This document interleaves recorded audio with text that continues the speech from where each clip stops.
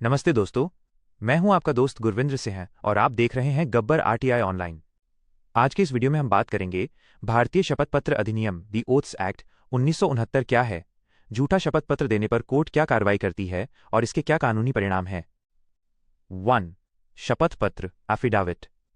शपथ पत्र एक वैध दस्तावेज होता है जिसमें कोई व्यक्ति किसी तथ्य को सत्य और सही मानकर लिखता है और उसके ऊपर शपथ व एफर्मेशन करता है। ये कागज अदालत, सरकारी अथॉरिटी या किसी अन्य वैध उद्देश्य के लिए दिया जाता है। जब आप शपथ पत्र में लिखकर उस पर हस्ताक्षर करते हैं तो आप अदालत या संबंधित अधिकारी के सामने कानूनी रूप से ये घोषणा करते हैं कि जो लिखा है वो सच है। 2. इंडियन ओथ्स एक्ट 1969, जिसे हिंदी में भारतीय शपथ अधिनियम 1969 कहते हैं, ये एक केंद्रीय कानून है जिसे संसद ने दिसंबर 1969 में पास किया। इसका मुख्य उद्देश्य शपथों और अफर्मेशन का एक समान और स्पष्ट नियम बनाना है।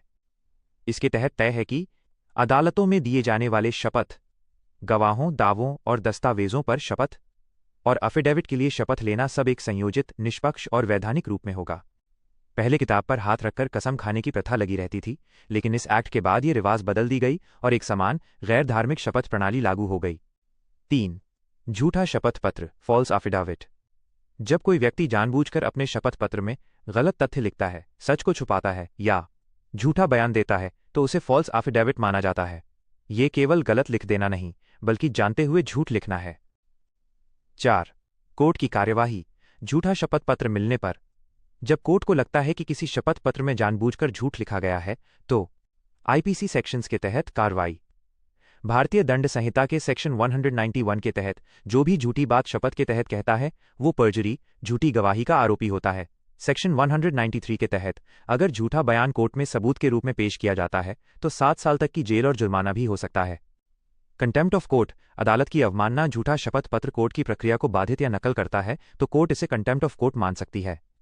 इसमें व्यक्ति को सजा, जुर्माना या अन्य कार्रवाई का सामना करना पड़ सकता है। सुप्रीम कोर्ट के कई फैसलों में झूठा शपथ पत्र देना को न्यायपालिका की अवमानना और न्याय की प्रक्रिया में बाधा मानते हुए गंभीर माना गया है।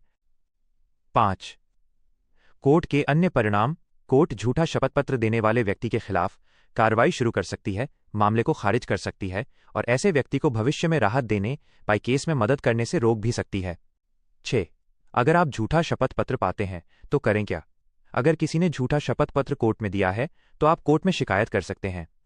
कोर्ट अपने नियंत्रण में आईपीसी या कंटेम्प्ट के तहत अन्य कार्रवाई शुरू कर सकती है। अगर आपको यह वीडियो जानकारीपूर्ण लगा हो तो लाइक करें, सब्सक्राइब करें और कमेंट में बताएं कि आप अगला वीडियो किस कानूनी विषय पर चाहते हैं। धन्यवाद। गब्बर आरटीआई ऑनलाइन के साथ बने रहिए।